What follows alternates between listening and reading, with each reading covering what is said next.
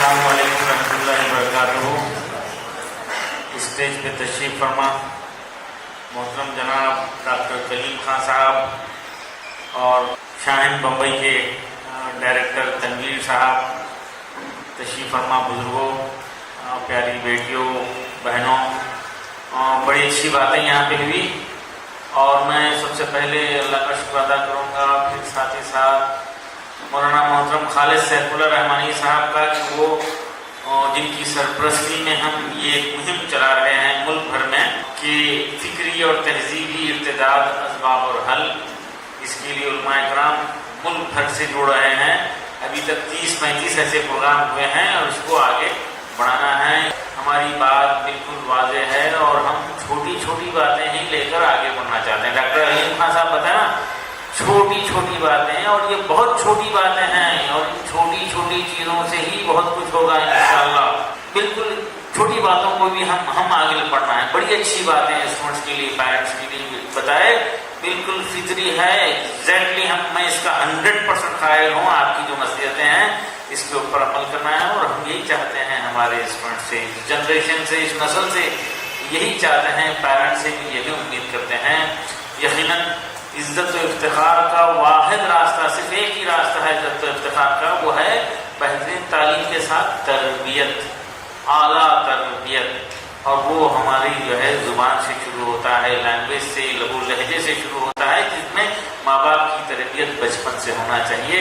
ایک بالکل حقیقت جو ہے آپ کے سامنے بتائی گئی، اور یہاں پر کچھ علاقے ایسے ہیں بالکل مسلمانوں کا علاقہ جب آتا ہے تو یہ ساری چیزیں محسوس ہوتی ہیں۔ تو اس احساس کے ساتھ ہم سب کو فکر کرنا ہے، گھر میں ماحول بنانا ہے، اپنی اولاد کو، اپنے لاڈلے پیارے بیٹے بیٹیوں کو یہ تہذیب سے آراستہ کرنا چاہیے، اور وہی نسلیں زندہ رہنے کا حق رکھتی ہیں جو اپنی نسل کی حفاظت کرتی ہیں اور اپنی تہذیب کی حفاظت کرتے ہیں۔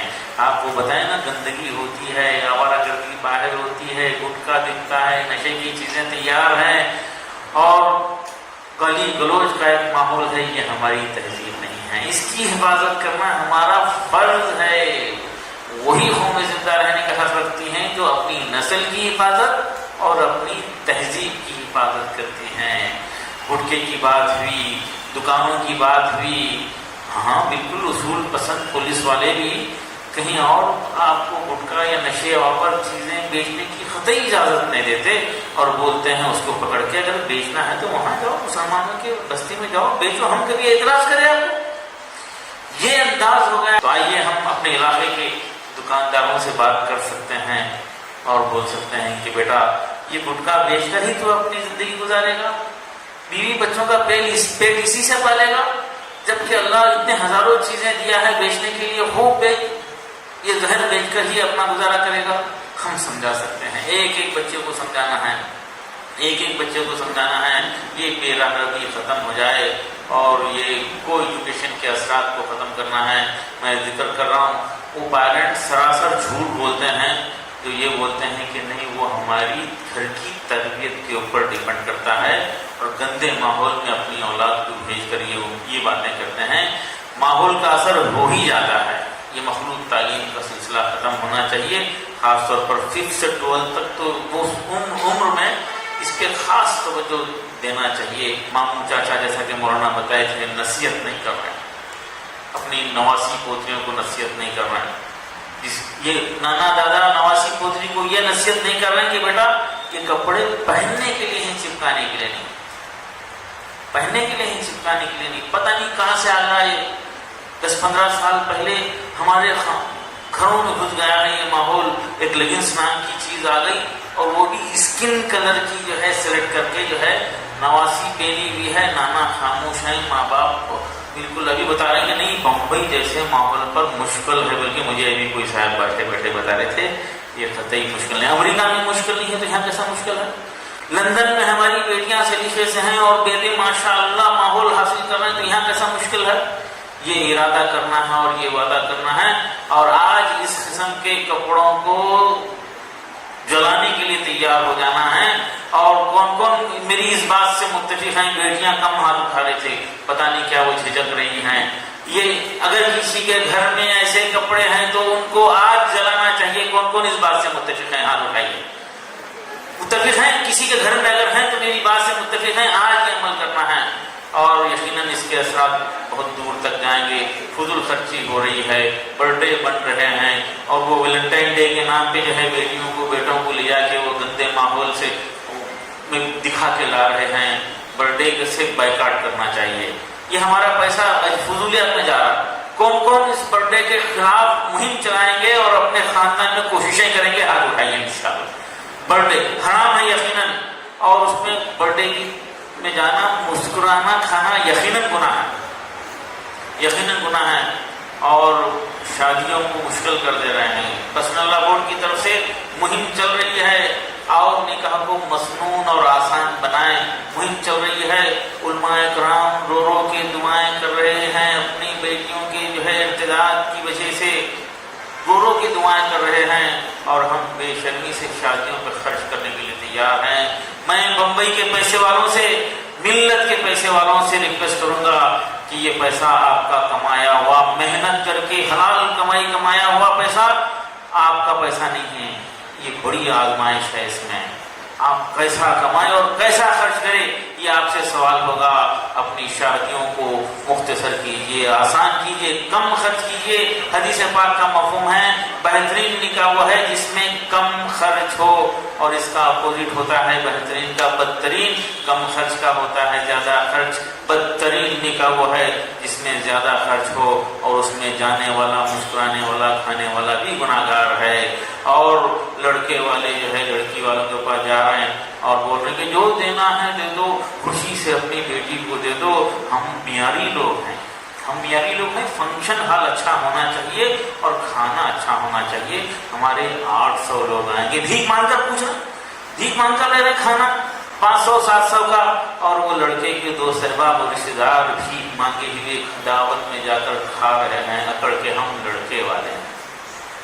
یہ سراسر غلط ہے، بالکل اصول کے خلاف ہے. میں یہ نہیں کہوں گا کہ یہ حرام ہے، لیکن آج کے حالات میں اس سے بچنا ہم سب کی ذمہ داری ہے. میں یقین سے آپ کو بولوں گا کہ کوئی ناراض نہیں ہوگا، آپ کی شرکت نہیں کرنے سے کوئی ناراض نہیں ہوگا. سارے کے سارے ایکٹنگ کرتے ہیں اور جھوٹ بولتے ہیں. اگر کوئی ناراض بھی ہو جائے تو اس کی کیا حیثیت ہے. اور کچھ تو لوگ ہمارے گھر میں تیار نہیں ہو رہے بول دیتے ہیں، اور کچھ لوگ اپنے بزرگوں پہ داغ دے رہے ہیں. نہیں امی جان کا حکم ہے خاموش ہو جاؤ، یہ نکل رہا ہے نا گیٹ ٹوگیدر بول کے کرو، اس کو گیٹ ٹوگیدر بول کے کر لو. نانی دادی پہ داغ دے رہے ہیں، جھوٹ بول رہے ہیں اور یہ فضول خرچی کر رہے ہیں. آج ارادہ کیجیے انشاءاللہ ہم نکاح کی دعوت تام میں شرکت نہیں کریں گے. نکاح میں شرکت کریں گے، دعوت تام میں شرکت نہیں کریں گے. یہ اگر ہماری بیٹیاں یہ ارادہ کر لیں گے نا انشاءاللہ ایک ایک علاقے میں، ایک ایک خاندان میں اس کا اثر ہوگا. 4 علماء اکرام سے بڑھ کر ایک بیٹی کے بعد کا اثر ہوگا انشاءاللہ. آپ لوگ سب آج ارادہ کیجئے. میں 20 سال سے شرکت نہیں کرا.